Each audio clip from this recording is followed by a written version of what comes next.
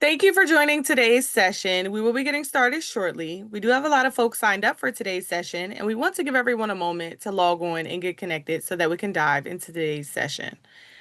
I do want to thank you all for joining us today. I am Jasmine Garrett, here with the New Jersey Economic Development Authority.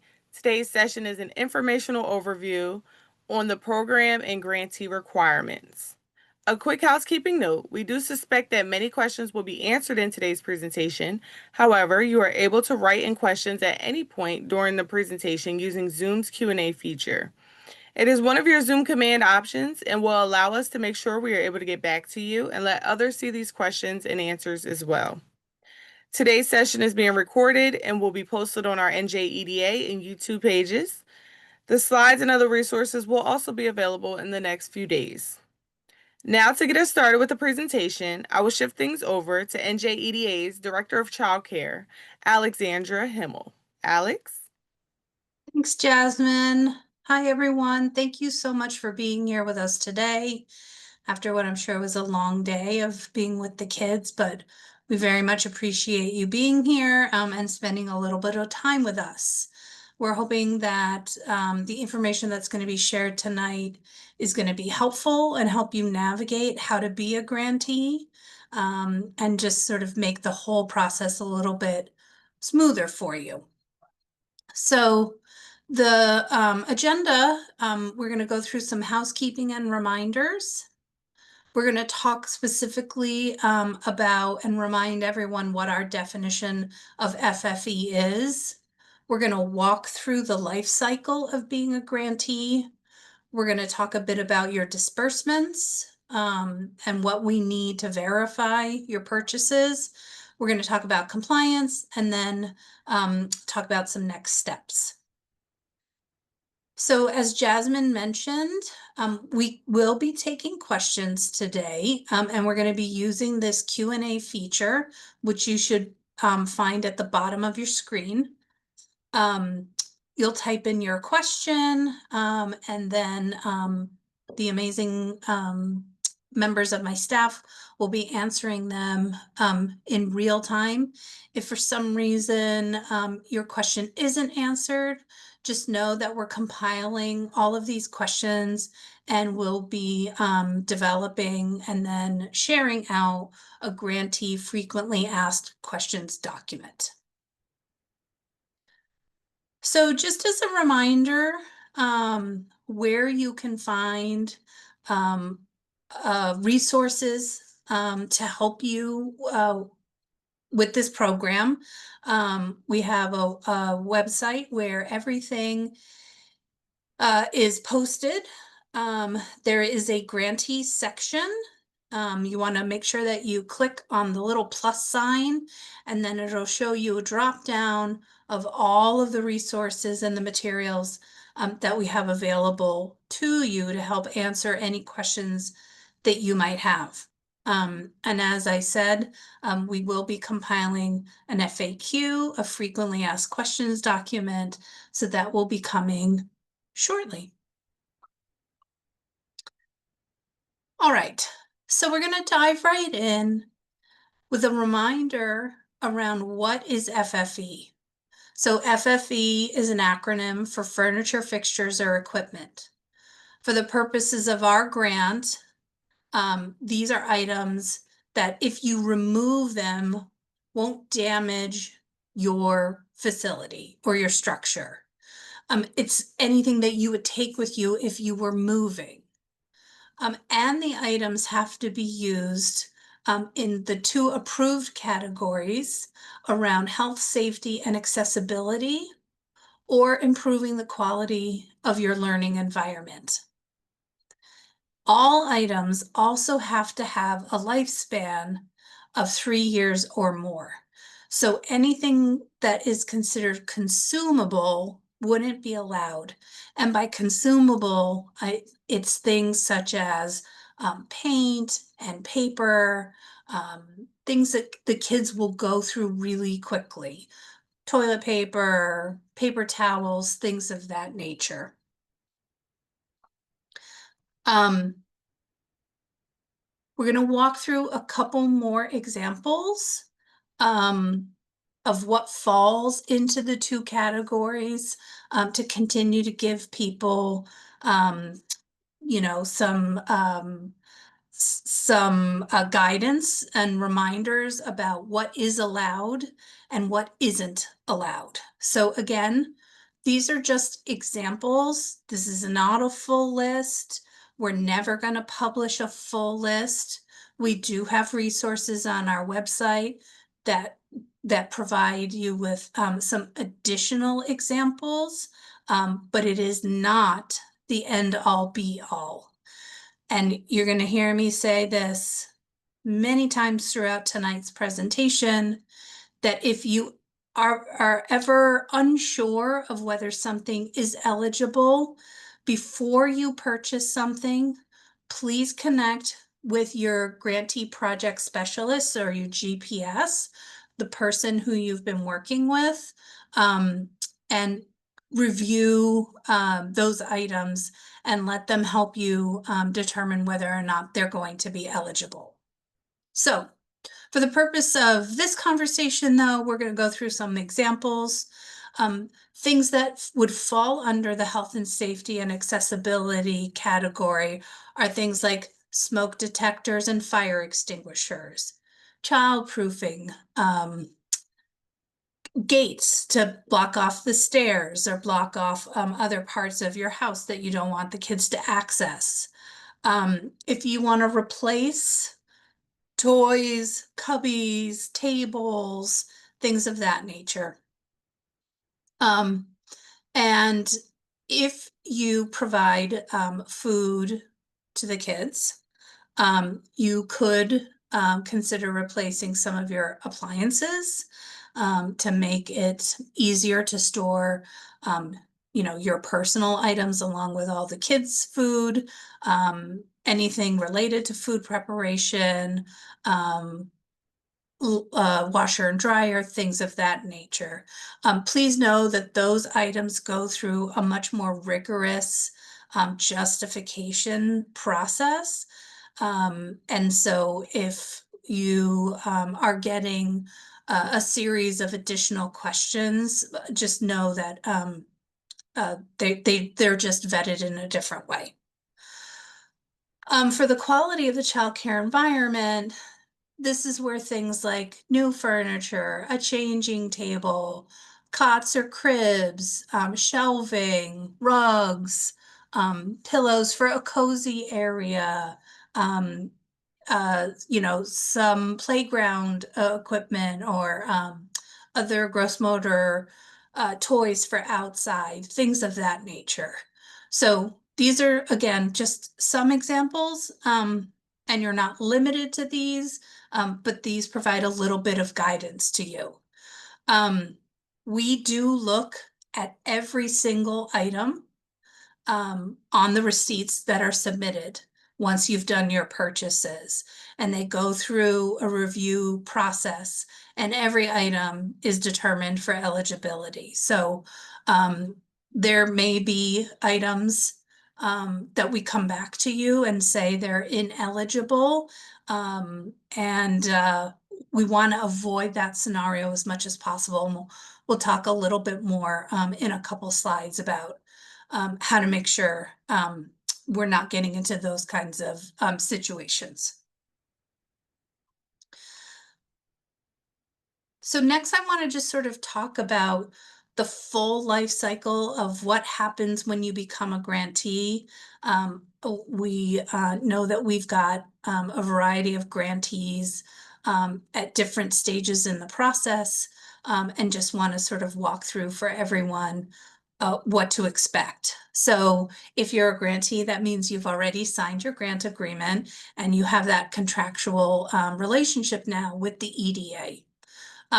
When we sign when that grant agreement is executed, the EDA will automatically disperse the first 50% of your grant award.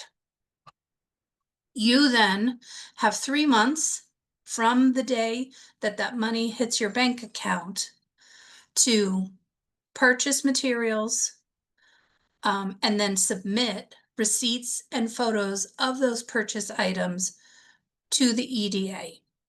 You all should have received a link to access a form where you're going to upload all of those documents, and that's how they're sent to us. And that must be done within the first within 90 days, 3 months of you receiving the money. And you must spend the full amount or more of your disbursement. So we'll look at that in a little more detail in a little bit. So once you've submitted those receipts to us, the EDA, as I mentioned, goes through a rigorous process of looking at all those documents. We may follow up with you. We may ask for some new photos to get a little more clarity, and just make sure it meets all of our requirements. And when it does, then the EDA will release the second half of your grant. And you again will have 3 months to do your purchases and then submit receipts and photos. And the total of your receipts cannot be less than the disbursement to amount. We then review those receipts and make sure that you're in compliance. And then at that point, you are done with what we call your project. And at that point, we will continue to monitor that you remain a registered family child care provider for the next 2 years. If you haven't enrolled in Grow NJ Kids, we will also monitor that you've enrolled in that program within a year of executing your grant agreement with us.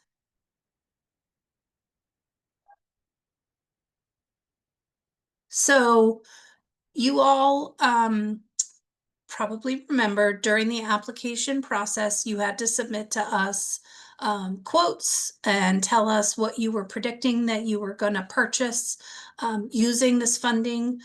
Each one of those items was either approved or we asked you to find a replacement if it was an ineligible item, but your grant was approved based on those items.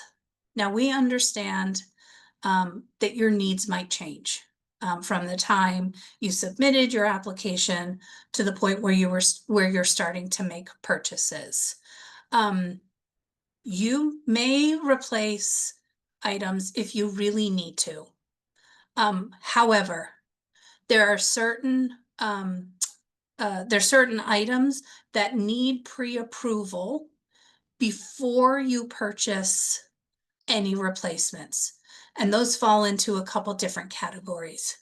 Number one is technology.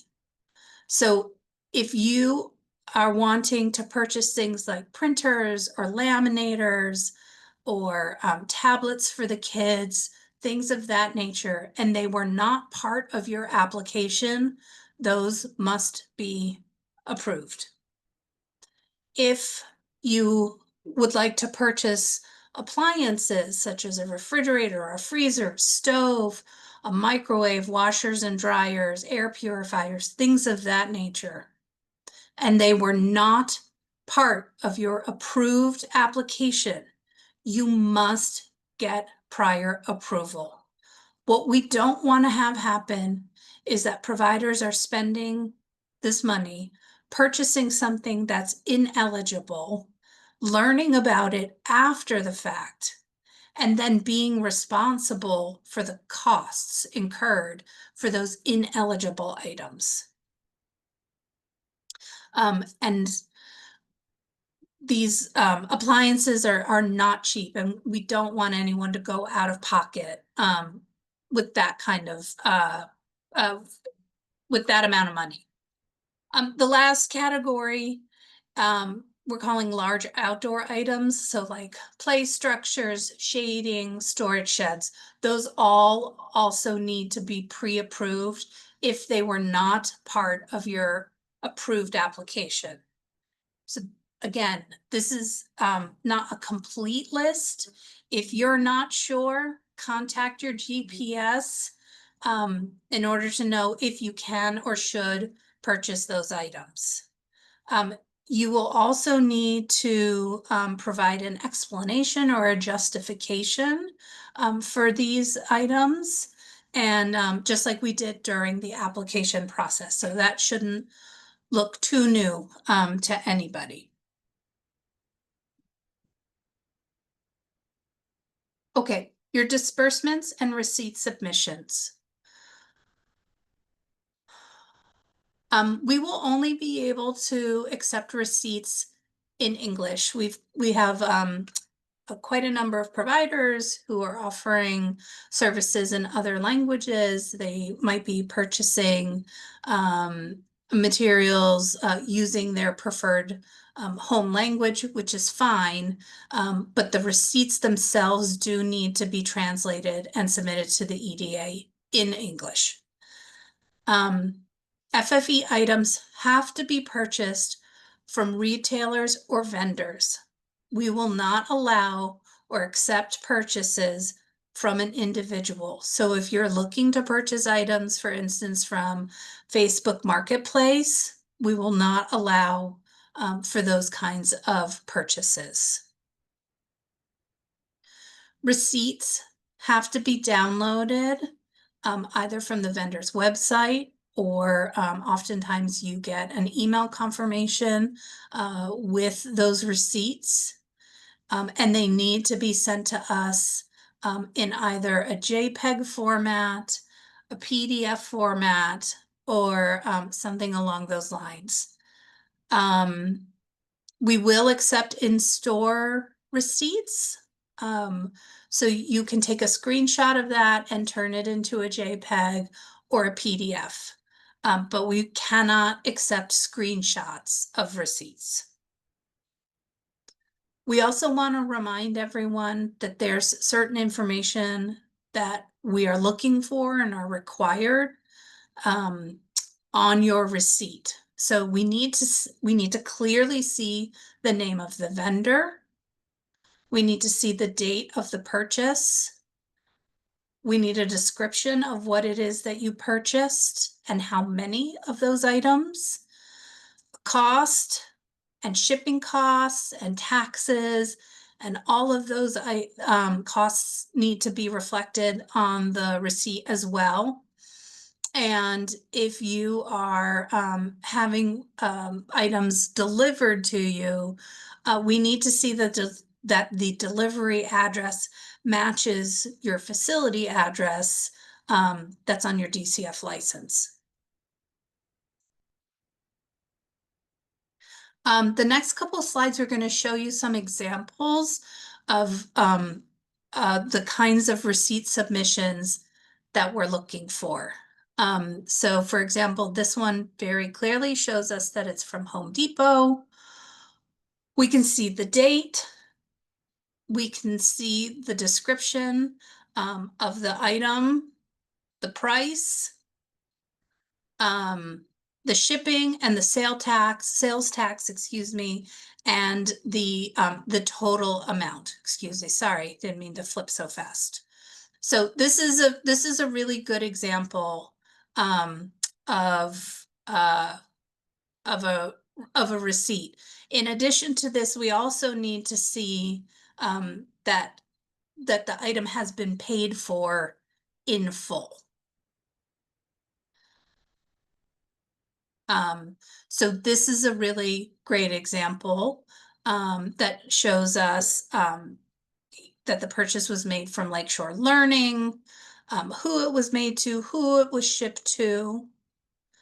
And then down towards the middle, we can see exactly what items were purchased, how many, for how much. We see a subtotal. We see how much was paid for freight and taxes. We can see that it's been paid for by a credit card and that there is no balance due. So this is an ideal receipt. This is what we want to see. If we are not seeing any of these items, we'll be coming back to you and asking for something that shows everything that we're looking for. This last one last example. Again, it shows who it's sent to, that it was paid for with a credit card, how much the shipping was, how much taxes was. So again, this is and a description of the item. So 3 really great examples of the kinds of receipts that we would consider valid submissions, and make the whole review process for both you and the EDA much, much smoother. In addition to the receipts, when you're submitting these documents to the EDA, we also require photos. So we want to talk a little bit about what we're looking for in those photos. So we need to see the items in your facility, ideally where they're going to be used. So for example, you bought a bunch of new puzzles for the kids. So we want to see them unboxed, unwrapped, and on a shelf where the children are going to be able to access it. They shouldn't be stacked on top of each other. It should be really clear for us to be able to look at and say, oh yes, this receipt says that, Alex's FCC bought puzzles, and here's the picture of the puzzles. Looks great. Amazing. Blurry photos make it very difficult for us to do that verification process. We cannot accept any kind of screenshots. And if the photo is zoomed in too closely, we won't be able to verify that it's actually in your program and in use. And we also won't accept photos of items that are stored away, unopened, and stacked in a closet somewhere. That's not what we're looking for here. I'm going to show you a couple examples of both not so great and great photos to give those of you who, like myself, are visual learners, what exactly it is that we're looking to see.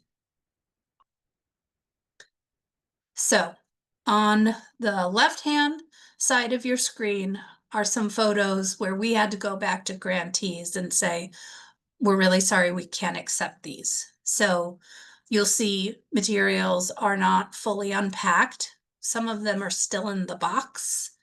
And one of them is covered up by what looks like the instructions. So we have no idea what this is, what else is inside the box, and we have no idea where they're supposed to be in the facility. If you look at the photos on the right, you can see a sandbox and a water table completely unpacked out in the yard, where the kids are going to access it, even with, some toys inside it. Or the picture on the bottom, we see the shelving unit with all the new materials for dramatic play, sort of opened, available for the kids to access, and happy to be used. Here's some additional examples. So this purchase of the vacuum cleaner, or this pile of books, there's no way for us to track, for example, in the books. A lot of them were purchased, which is magnificent, but we have no way to make sure that it really reflects what's on the receipt. And the vacuum cleaner just isn't unpacked all the way. So the 2 examples on the right, again, materials are unpacked. They're on a shelf for the kids to access. Or the washer and dryer, you can see, is clearly like in place. in use. I can see the clothes in the dryer. So that's what we want to see.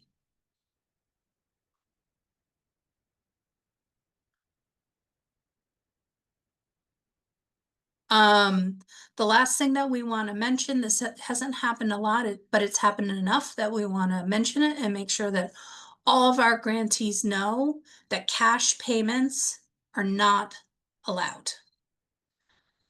Purchases made with cash for any item, even if it's an approved item, cannot be accepted by the EDA. So you have to make purchases using a check, a credit card, a debit card only. We won't accept cash payment apps like Zelle or Venmo or things of that nature either.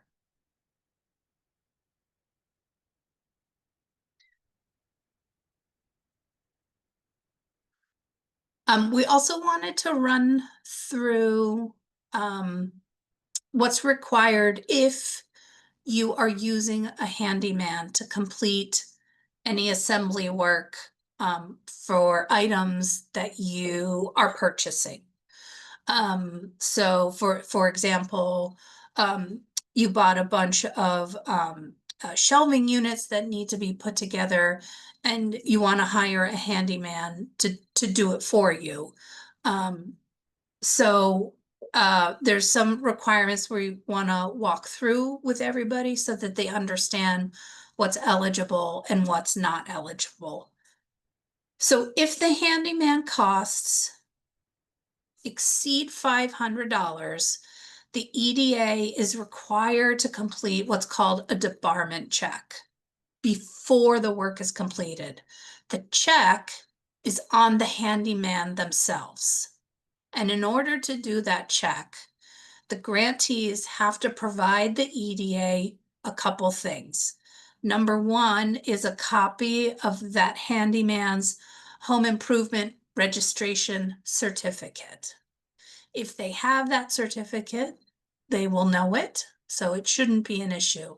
If they ask you what that is, it's likely that they don't have it. We will also need a copy of the handyman's general liability insurance, and their insurance has to have a minimum coverage of $500,000 per occurrence. And the last thing that you'll need to collect from them is a copy of their New Jersey business registration certificate. So those are the items that are needed if the work that they're going to do exceeds $500. If it is under $500, we do not need to collect any of those items. And you will just show us proof by a, a check that you've paid the handyman.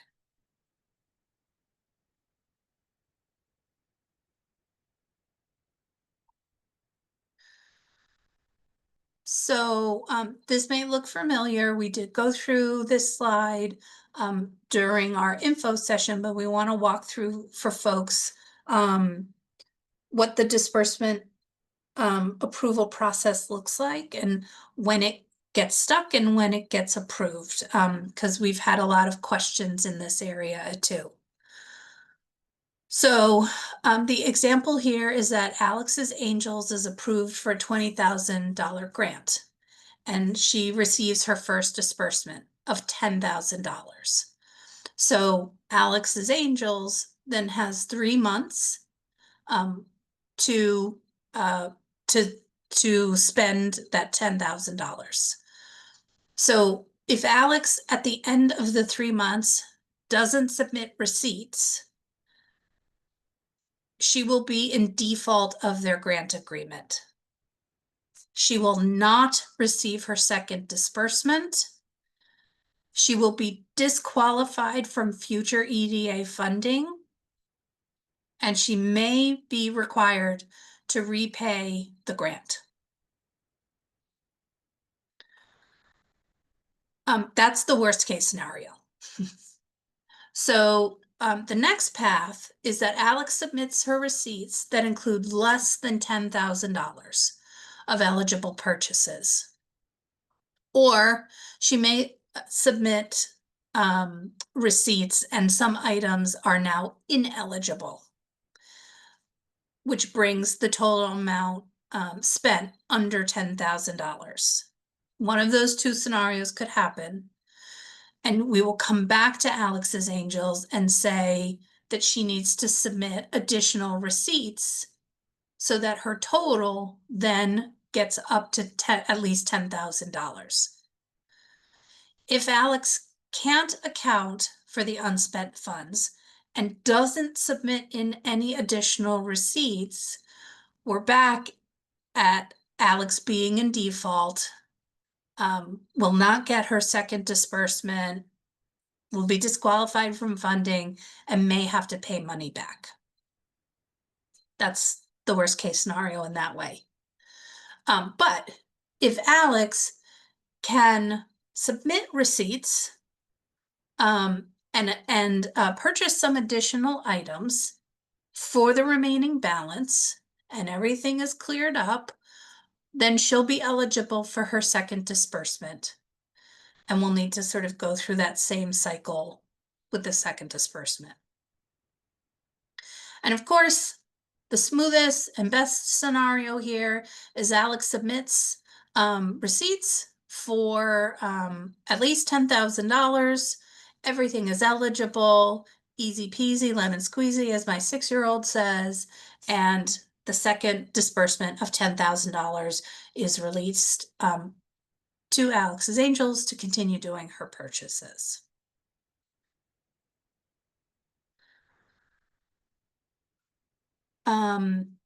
Okay, we're going to move on from disbursements and receipts and photos to compliance to remind providers of a couple items here. So you must maintain compliance during and in some cases after the grant period. So we have to have a valid tax clearance certificate on file for the duration of your project. And just a reminder that tax clearance certificates are valid for 180 days. We also require that grantees enroll in Grow NJ Kids, and they must do that within 12 months of executing their grant agreement. And we verify with Grow of those enrollments. So we will be checking up to make sure that that's happening. And then the last piece is that you must maintain your DCF registration for 2 years after executing your grant agreement. We also verify that with the Department of Children and Families. And if any of these compliance matters are not met, that providers are considered in an event of default. You can read more about what an event of default means in your grant agreement in section 10. You don't want to be there. So what we're starting to do is once a month, we're sending grantee reminders of the deadlines for these items. So in order for you to be proactive and know, oh, my tax clearance certificate is going to expire in a couple weeks. Let me go ahead and hop onto the portal, get a new copy, send it over to the EDA so there's no lapse and we sort of keep things moving. If we don't have a valid tax clearance on file for you, we cannot disperse your second disbursement if that's where you are in the process. Keeping track of these 3 things is really, really important. So the last piece is, and Jasmine talked about this at the front end of the webinar, this webinar will be posted on our website. So if you want to go back and listen to a section again and remind yourself of what was discussed, we can do that. You'll be able to do that. As we mentioned, we're going to compile an FAQ using the questions that you all submitted today. We're also having a second session tomorrow, so we're going to wait and compile all of those questions together in order to prepare that document for you. And if you aren't sure who to ask, where to find the information, or you can't seem to find the answer to your question, please don't hesitate to reach out to your GPS. They are a resource for you. They are here to help you and support you through this whole process. We want nothing more than to support you all, support the family child care community here in New Jersey, help to improve the learning environments for the kids that you're caring for. And so we are dedicated to working in partnership with you. So please don't hesitate to reach out to us. I want to thank you so much for your time today, and enjoy your evening. And thank you for everything that you do to care for the kids across New Jersey. Thank you.